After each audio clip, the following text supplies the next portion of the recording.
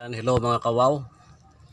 Ayan, ito ang ulamin natin ngayon mga kawaw. Kung nakikita nyo, isda pritong isda ito mga kawaw.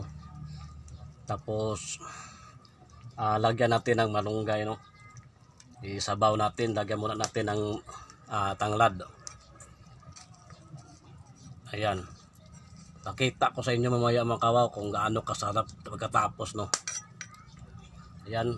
Takpan muna natin, oh. Okay, ayan mga kawaw.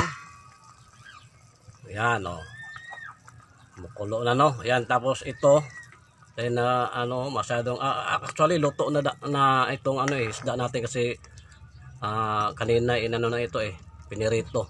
Kaya ilagay na natin itong natin ngayon. Alugbati. Alugbati tsaka yung atsal sabay na natin. Ayan ang ating alugbati. Ayan, konting halo lang, tapos iwan muna natin sa saglit, no, mga ilang segundo lang ito mga kawa para hindi masyadong itong alugbati natin. Okay, ayan mga kawa, tamang tama na yung alugbati natin. Isunod na natin siyempre ang ating panghuli na hindi mawawala, itong malunggay. Ayan.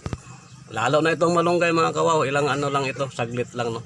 Konti lang, hindi natin masyadong tagalan, no. Ayan, napakasarap nating sinabaw na isda. Ayan. Sinabaw na isda. Shout out pa rin sa lahat. Ito ang masarap talaga. Malalaking isda ito mga kawaw. Na ang ulo ipakita ko sa inyo. Ayan, ulo lang yan, Ayan. Kaya let's eat mga kawaw. Time to eat na mga kawaw. Ayan na. Masarap na ang ating sinabaw na isda, no. Ayan, kunting kanin lang natin, Ayan. Kaya kainan na. Ito ang pinaka-paborito ko mga kawaw na parte, no. Itong ulo, kita niyo. Ayan.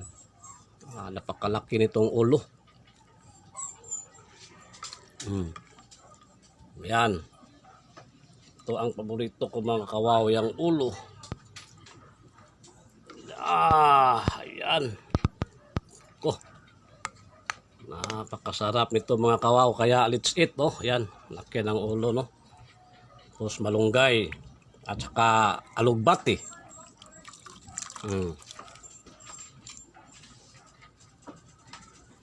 Okay. Ayan. Let's eat. Mga kawaw.